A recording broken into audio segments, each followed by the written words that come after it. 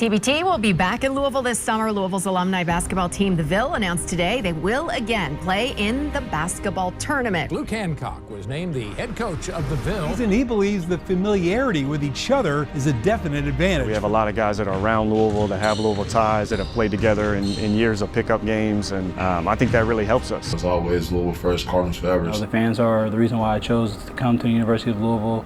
To get back just to the city, they like how we used to play back there. The love is still here that they show, so why not come back to your home water?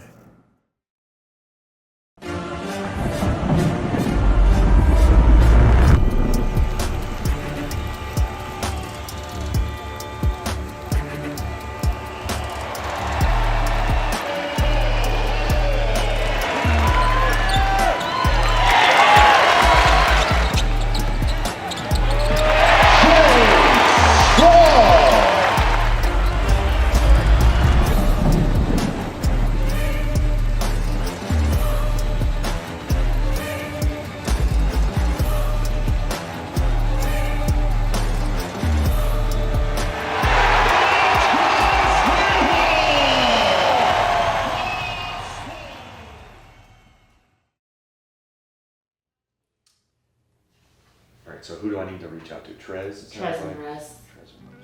The business side is cumbersome. It's a lot. I've had lots of people say, we could just put a team together. It makes you feel like you're 23 or 24 again and you could just call your guys up and go play pickup games, but that's just not what it is. It's gotten bigger than that with TBT. They've got overseas contracts. You're trying to get them here as best you can and to get them committed. And that first year was arduous. This year it's a tough process. You want to have guys that obviously have links to Louisville. That's important, have meant something to the town. It's tough to put a team like this together. They're not here for a couple days. The plan is to keep them here for a while. So you really have to lean on a lot of the Louisville community for all kinds of things, from food to hotels to transportation. It's a lot. Your planning really has to start, a year out to make it really what you want to do. And I think this year, I couldn't have done it without Chrissy. She was the one who was crossing things off the list. I was the executive director of operations for the Ville this year. Basically, I took care of everything but coaching. TBT, the Ville, is very unique in a city like Louisville. They eat, sleep, and breathe college basketball here. TBT without the Ville wouldn't be the same. This is one of the most passionate basketball places I've ever seen. Louisville basketball means so much. Having been a part of it, having coached here for 2 years, 2010, 2012, and coaching in the Final Four, to see it, it was just amazing. People live, breathe, and eat Louisville basketball.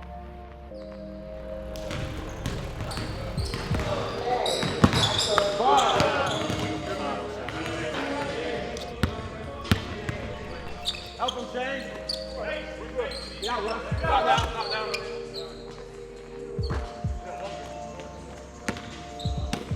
One.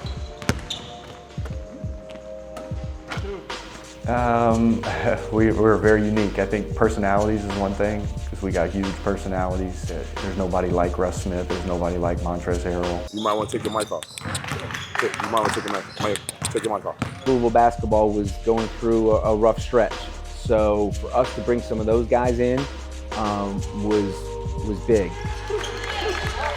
I think just being able to blend all those guys together at the stage of the career that they're in, it was difficult. It's a lot to put in a week to get these guys ready to go and to gel the right way. We see each other, it's all love still. And even after the TBT, we still keep in touch, so it's just like a reunion for us. All they really be missing is Rick. We all friends. We all kind of come back hoop in the summertime. Like me and Trez, I see him in the Big Three every weekend. So we've been building a relationship. We spend a lot of time there, and I know most of the guys. So it's easier that way to build chemistry when you know people.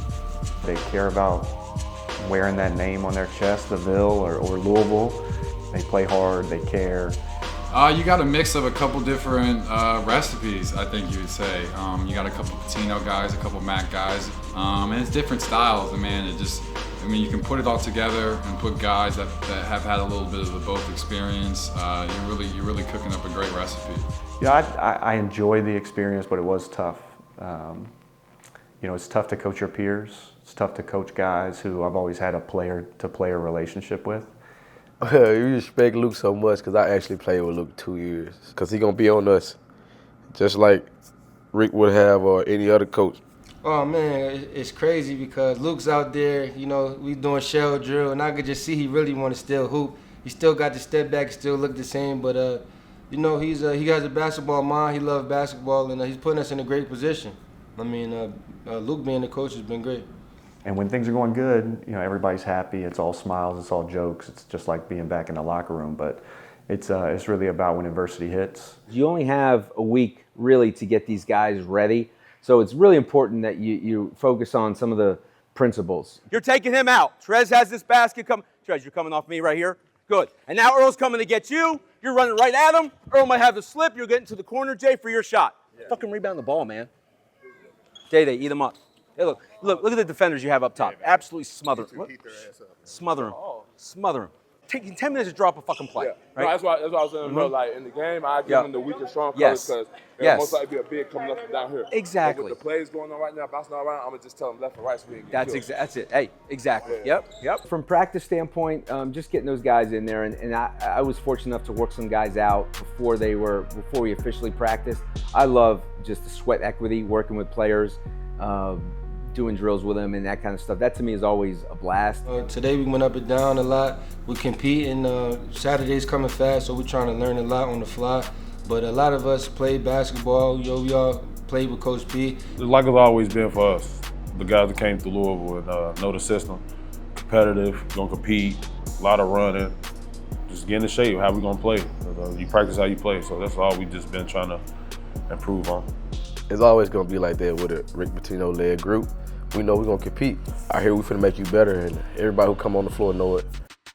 The loudest voice, I would say probably Trez. Was on Montrezl Harrell. If there's nobody like Montrezl Harrell. I think that's what we need. I think that's what actually drives us, and not just us, any team. When he does speak up, when you turn him up, he's loud, he's barking. You know how he plays, full of energy, talking smack. So he's usually chill, but when he turn up, you can't really shut him down. You can't shut him up. my whole fucking wrist. Fuck out of here. You getting jumped on, you don't smack my wrist.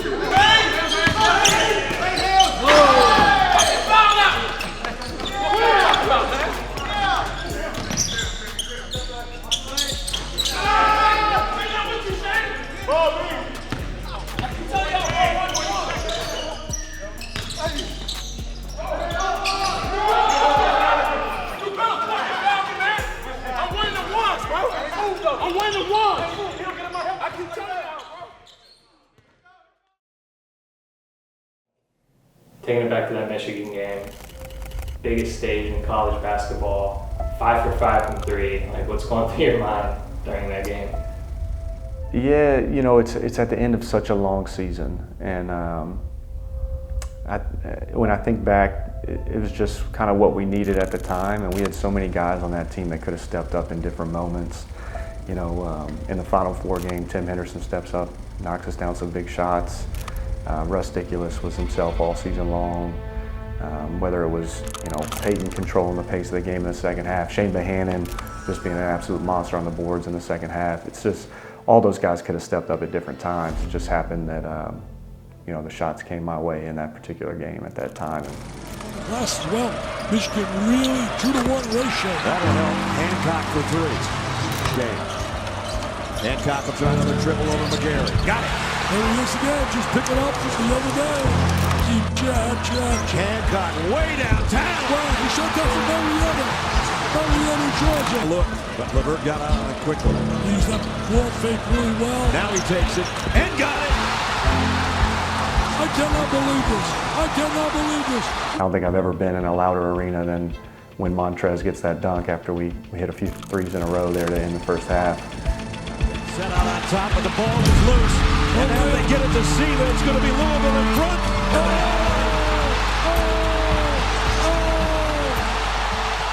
I mean, you know, the energy leading up to it was different, right? It's, you know, the magnitude of the game, the energy, the expectations of us going in there and winning it. We were the number one seed. Once we stepped on the court, I mean, it all went silent. You know, all the outside noise, all the fans, you couldn't really hear anything. It was just about 5 on the court, right? 5-on-5, just playing basketball at its purest forms, is enjoying it, having energy, and you know, we're lucky that the ball bounced our way. Michigan trying to run and they throw it away. Siva the other way, all the way.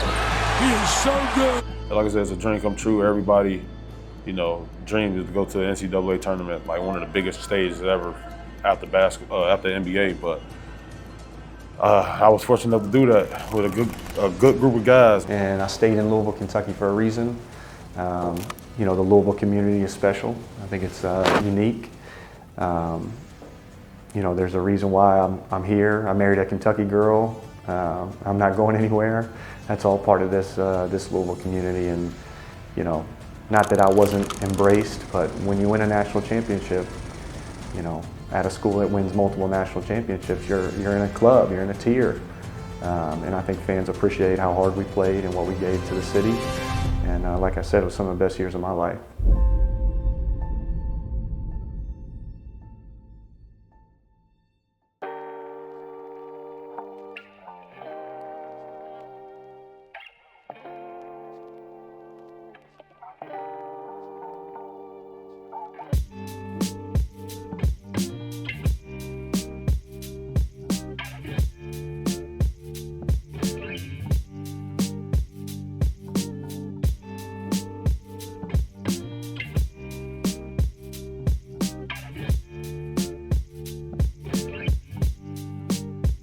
This is one of the most passionate basketball places I've ever seen. My favorite all-time Louisville basketball memory would be the Michigan game 2013 when Luke Hancock caught fire. When I was here, Louisville fans showed nothing but love every game, the ups and downs. And it's just a community. Once you win it, they love you forever. I mean, even to this day, I go to the grocery store or just out with my family, I get tremendous love. 2013 championship game and Montrezl Harrell getting that monster dunk. Fans here is like, I think, the best fans in the world. They love Louisville basketball here, so why not just show up and play in front of the city as hard as we can. In Louisville, people love basketball, and they're going to come out and support. My favorite players are Russ Smith and Peyton Siva.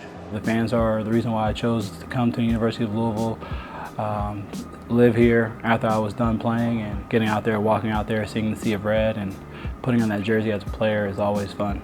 It's always been, since like day one, I've always loved around the city when I go places. I was so spoiled coming out of high school to play in front of these people, be a part of this family. Man, to get the chance to come out and play in front of these guys, it was something I was itching to do. Oh man, I just want them to know that I missed them. I truly appreciate everything from my time being here.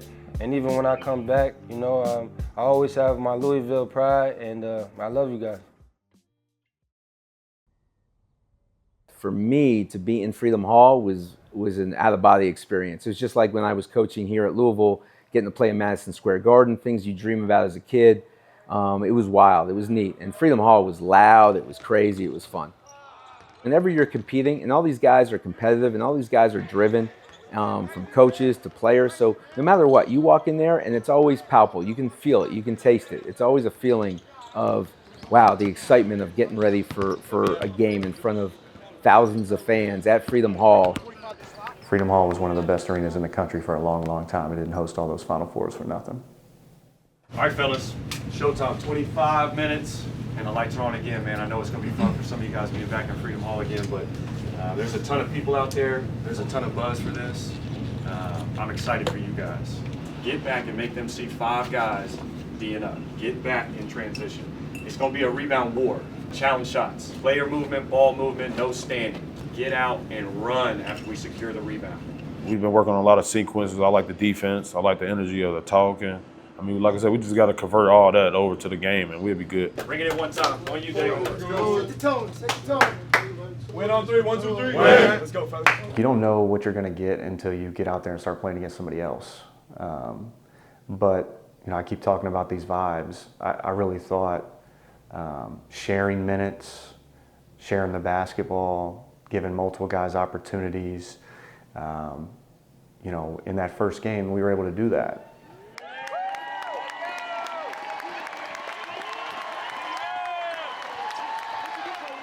As a coach, you're always you have nerves and you're always anxious to see how it's going to play out, but it's great to see the excitement and all that stuff built up to what you've kind of worked towards.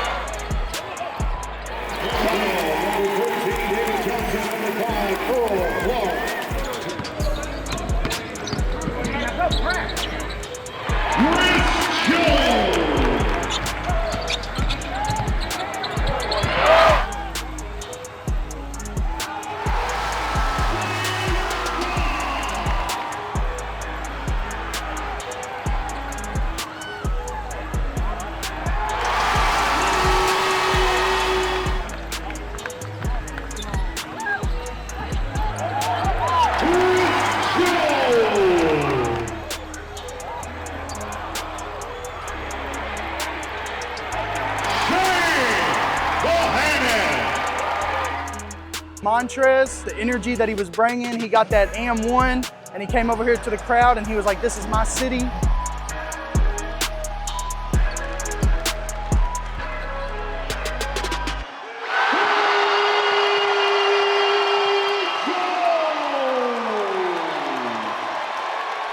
Final score, Vville 91, Washington 71. You see the ball go in and you've won that first game. It was relief. It was big time relief. Not that I wasn't confident, but you just never know. And training camp had its ups and downs. So going out there and competing the way we did, sharing the basketball, those kind of things, it was a great moment. Yeah, you did, yo. I ain't the last player right there. You did. They said, I shoot that. Y'all shoot all them hoes during the game. That last jump, Chris, get this cut through. Search for the rebound.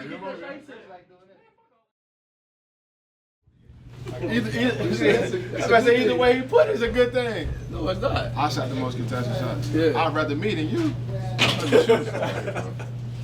I'm 4 for 6. We're just going to try and limit our contested shots. Crazy, man. I'm trying to tell you. I'd rather me than you. That's what I'm saying. Crazy, man. Either way he say, I love it.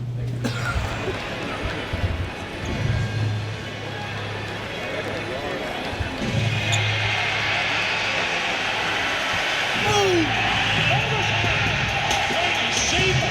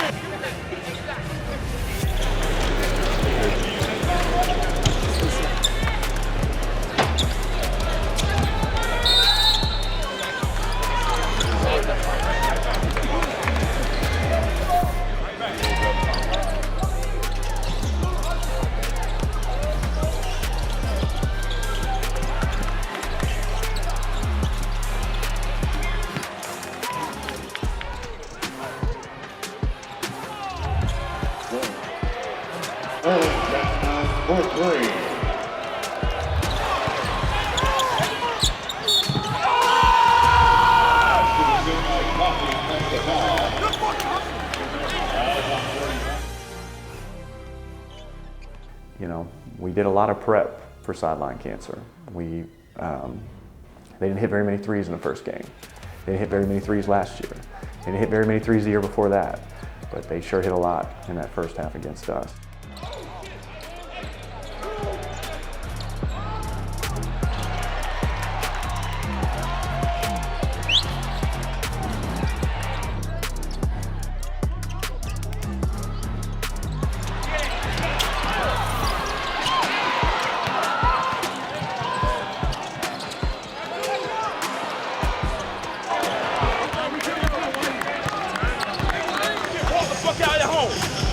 Let's wake up! It starts with getting back.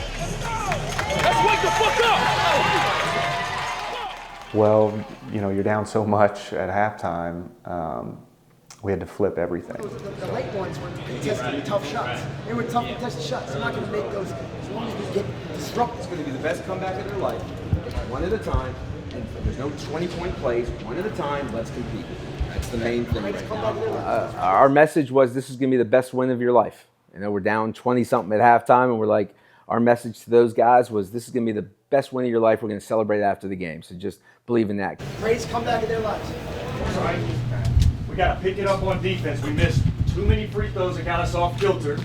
They got a rhythm and started making some shots. All right. Right now they're 8 for 12 from 3. We had to go a little small ball there. We like that.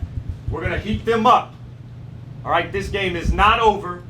Settle down at the free throw line. We got to get our offense. Get all of that off there. All right. This gets us moving. This gets us moving. Screen. Coming off. You want to set 2 down screens? It's cool. We can even run it to the point where instead of him just throwing it there and coming up, he could set a step up right there.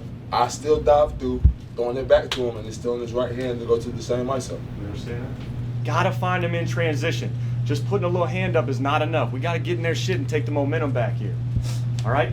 We get out in transition. We get to the free throw line. We start seeing some shots go in. We're gonna flip this game right away. And how easy would it have been, you know, down 25 or whatever it was for them to just pack it in and quit.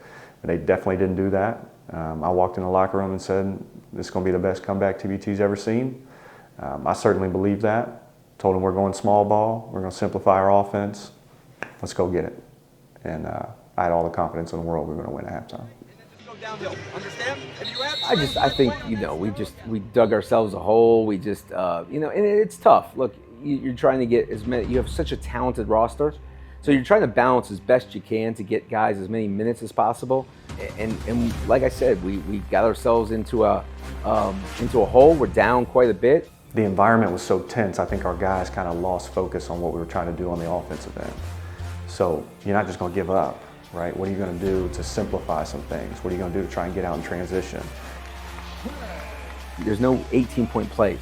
Just one. It sounds cliche, but it's one possession at a time. Just do your job and just watch what happens. Believe in what we've done, all the work that we've done, and watch how it plays out. So the message really was, this is going to be the best win of your life.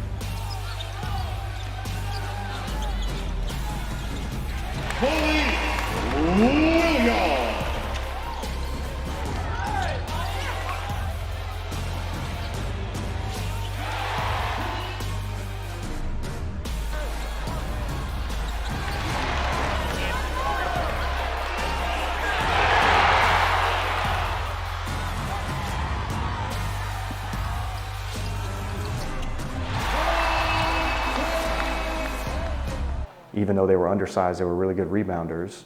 So we couldn't just try and use our size to out-rebound, and it wasn't working. So we went small, put Montrez at the 5 and Jay Scrubb at the 4, went with that guard lineup, and we had to pressure them. We had to go all out. It's kind of an old school Louisville basketball style where we're going to press the whole second half. You don't want pressure. You don't want no pressure. Especially around this time, it hurts. You don't want no pressure.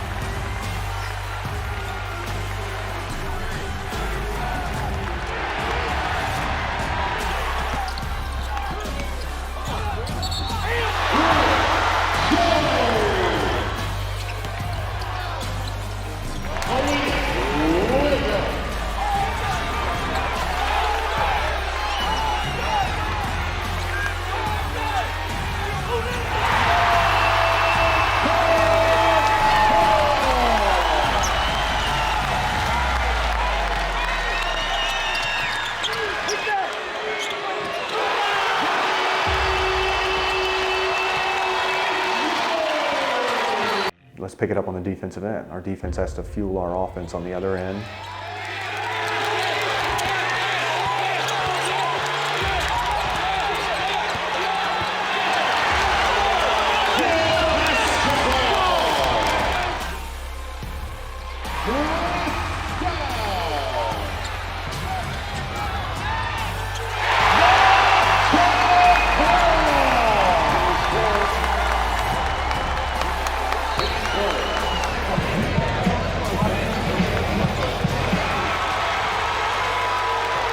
You know, the resolve of our guys to just keep battling was fun to see.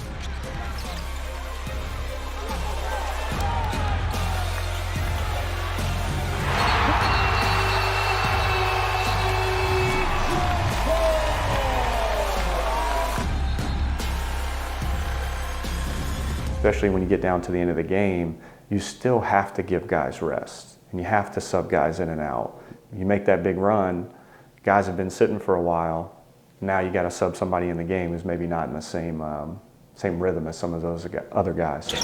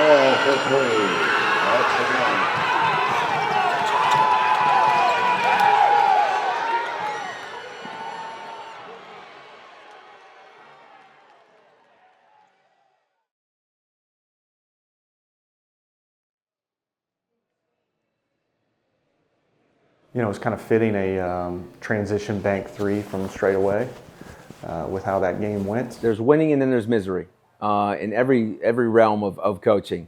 It's all I can think about for a long time.